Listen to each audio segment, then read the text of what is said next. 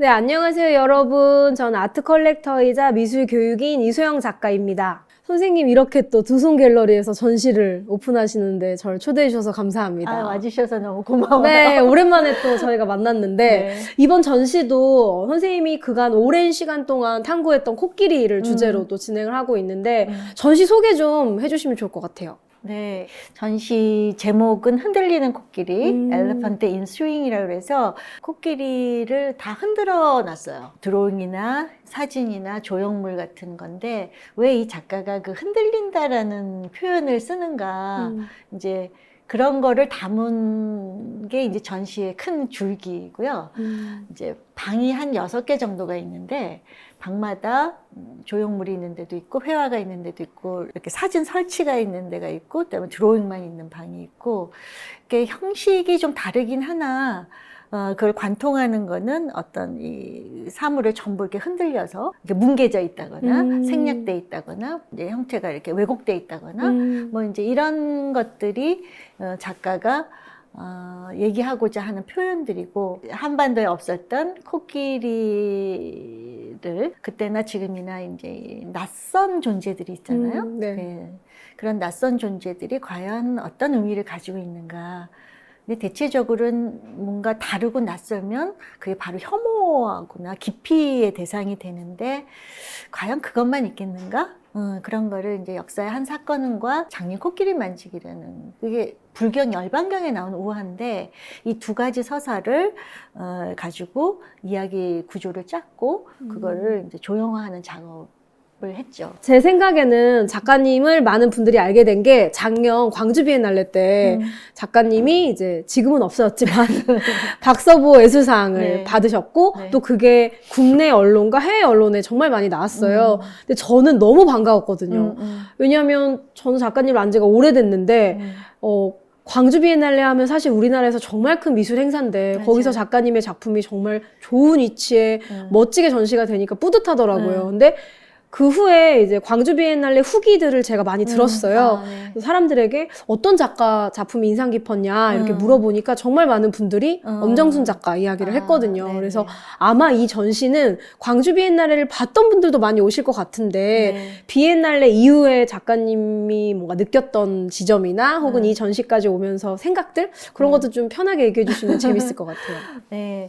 비엔날레에 나가서 또 상까지 받았던 게 작가한테는 굉장히 큰 자극이 됐고 이 개인전도 정말 오랜만에 하게 된 건데 제가 코끼리 가지고 한 10년 이상 지금 스타디를 하면서 이렇게 저렇게 시도를 해보고 있는데 크게는 이제 이렇게 스튜디오 작업으로 회화도 하고 뭐 사진 작업도 하고 한쪽으로는 그 아시다시피 이제 우리들의 눈이라는 그 커뮤니티의 프로젝트를 통해서 시각장애 아이들이랑 직접 코끼리를 만나러 가는 그런 로드 프로젝트도 하고 그러면서 한 10년 동안 여러 가지 이 서사를 가지고 한 것들을 이렇게 한꺼번에 모여서 전시한 적이 없어요.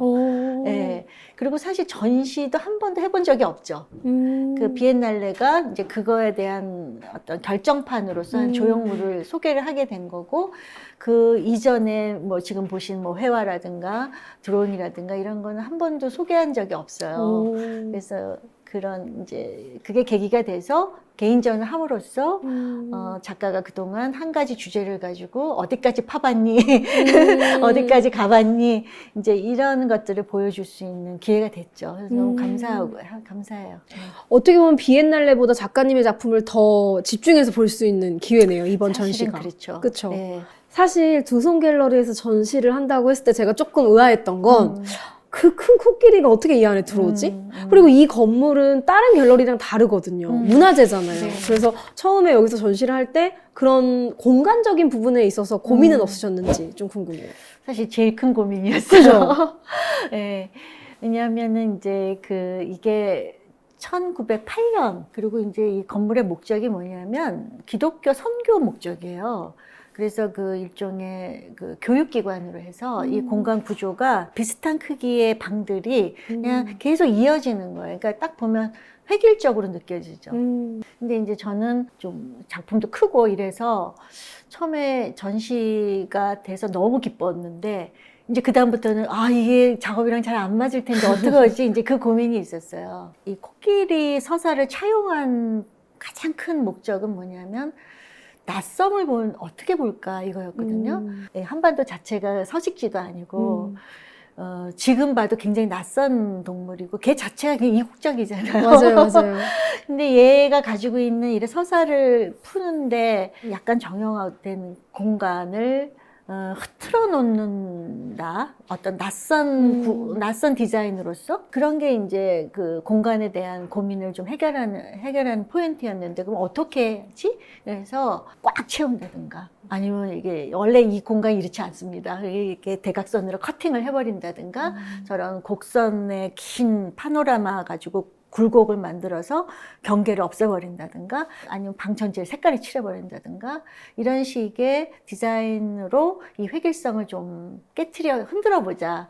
그리고 전시 메시지하고도 맞고 그래서 전시 디자인이 자연스럽게 이렇게 나왔어요. 그 비엔날레 때 제 개인적으로 제일 좋았던 건 만져볼 수 있다는 거.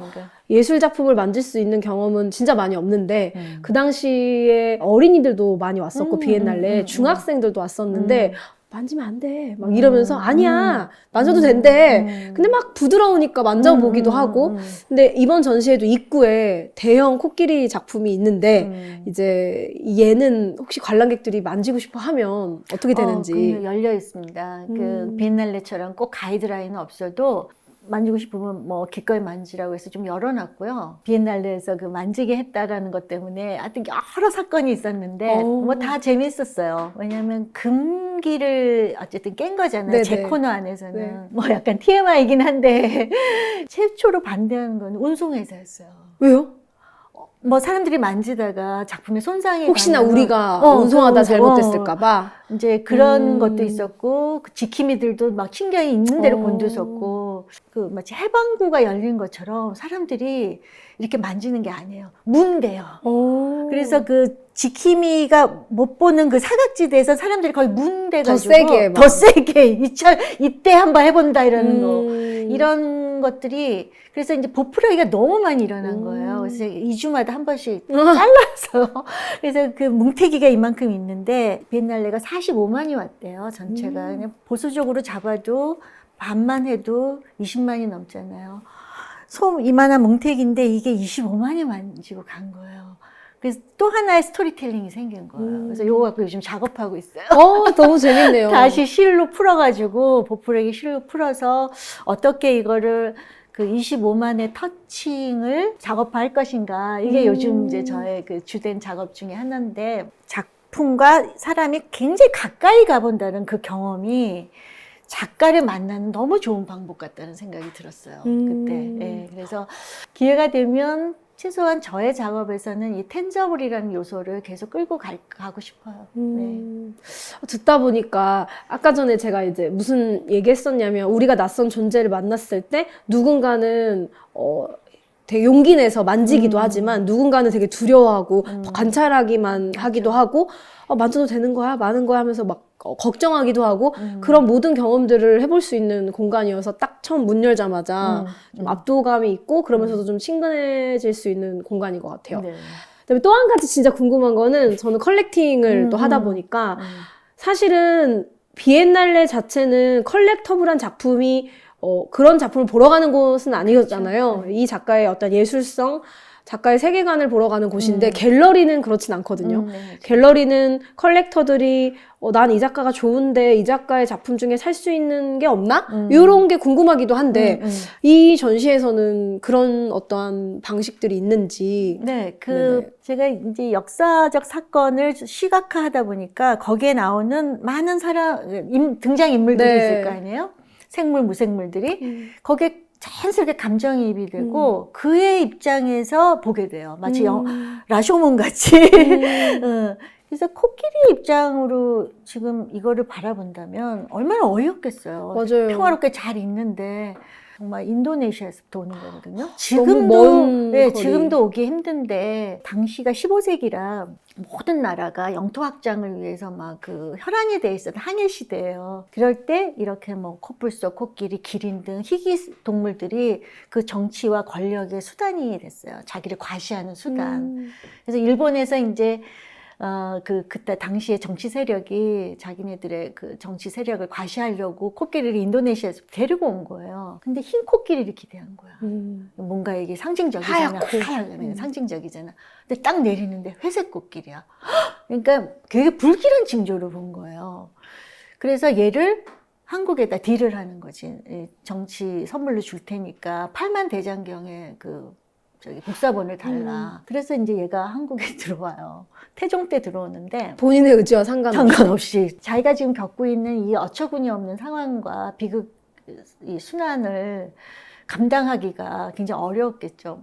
그래서 이제 어쨌든 사람을 죽여서 이제 거의 유배를 가는데 제가 그 길에 동행한다는 입장이었어요. 저 사진 작업은. 그래서 경복궁부터 장도까지를 다니면서 제 눈에 들어오는 것들을 영상을 찍거나 사진을 찍어서 그거를 다시 이제 파노라마. 이게 결국 시간 이미지예요. 600년이 지났지만 그때 그의 눈으로 보는 풍경과 지금 우리가 보는 풍경에서 공통분모를 찾으면 그 슬픈 순환의 여정에 동행하도록 저렇게 이제 사진을 길게 10m씩 프린트를 해서 길을 만든 거고 관객이 이제 그 길을 동행해 주기를 기대해서 세팅을 한 거예요. 그래서 이제 여기서 어떻게 관객과의 경험과 컬렉팅을 이어줄까를 생각하다가 10m를 다 소장하기는 좀 어려운 일인데 관객도 저 길을 따라가면서 어떤 씬은 왠지 왜 끌려? 응? 자기 마음에 장면들. 들어. 장면들. 저는 그 순간이 작가와 관객이 만나는 순간 같아요. 그래서 10m짜리를 1m 단위라든가 조금 작은 사이즈로 잘라서 자기의 감상의 시간을 소유하는 거죠. 그런 코너를 만들어가지고 그거를 올려놓은 그 플랫폼이 있어요. 비욘드 아트라는 플랫폼이 있어요. 거기 가서 들어가시면 특히 풍경화 이 작업에 대해서 보실 수도 있고 또 저의 그 작가 노트들을 보실 수 있고 또 마음에 드시는 거 구매하실 수도 있고 그렇습니다. 엄정수 작가님 작품이 궁금했던 분들은 이 전시를 보고 또 그 작품을 소장할 수 있는 방법도 다행히도 있다라는 거죠. 네, 그렇죠. 왜냐면 항상 저는 이제 제가 컬렉팅도 좋아하고 또 미술 시장을 너무 잘 이해하고 있다 보니까 우리가 어떤 작가가 너무 좋은데 그 작가를 좋다라고 이야기하고만 끝나면 사실 그 작가가 다음 전시를 준비할 때 연료가 사실은 없잖아요. 그래서 컬렉팅을 해도 되고 안 해도 되지만 작가를 진짜 응원하는 방법 중에 하나는 작가가 가진 시선의 한 조각을 내가 내 삶에 데리고 오는 거? 네네. 이렇게 생각을 하고 있어서 아니나 다를까 갤러리는 그래도 이제 전시를 하다 보니 분명히 뭔가 있지 않을까라는 생각에 이제 오기 전에 컬렉터블한 게 있을 것 같은데 하면서 이제 궁금해서 여쭤봤죠. 네. 그래서 사진이란 매체를 더 썼던 것 같아요. 이거는 이제 에디션도 좀 수월하고 예, 그다음에 지금같이 소위 말해 잘라판다.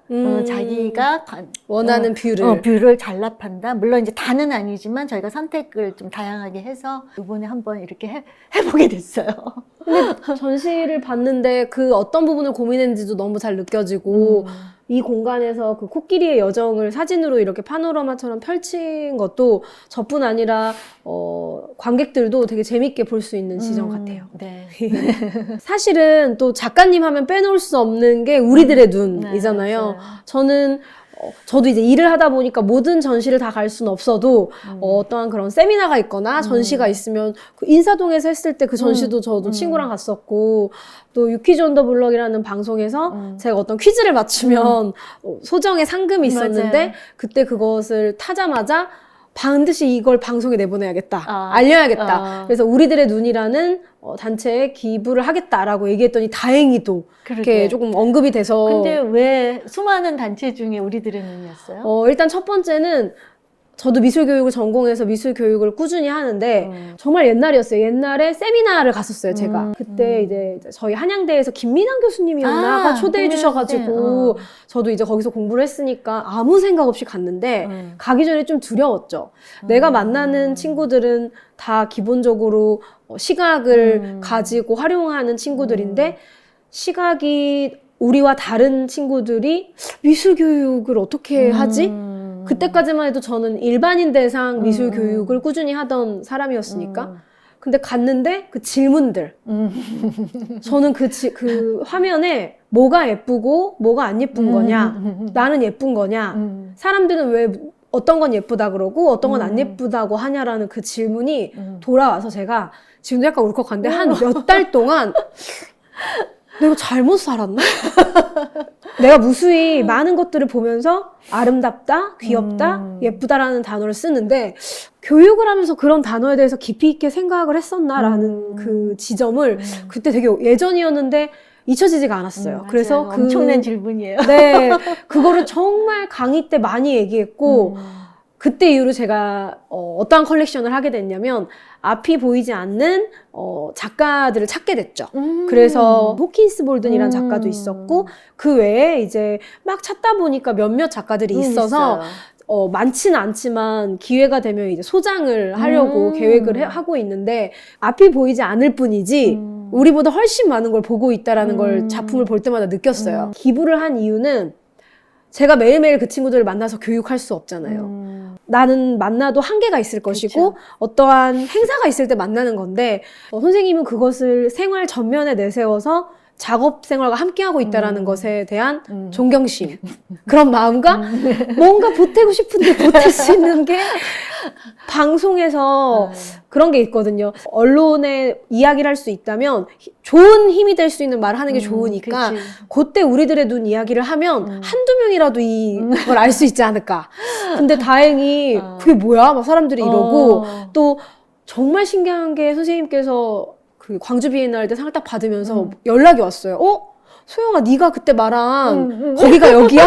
그래서 제 입장에서는 본인이 믿고 행하고자 하는 일들을 꾸준히 하면 많이는 아니더라도 조금씩 알아주는 순간이 오는구나를 그때 느꼈죠. 그래서 고마워요. 사실 이런 어떠한 유튜브나 인터뷰도 많이 해야 되는 이유가 세상에는 아직도 미술 교육이 필요한 친구들이 엄청나게 많고 많아요.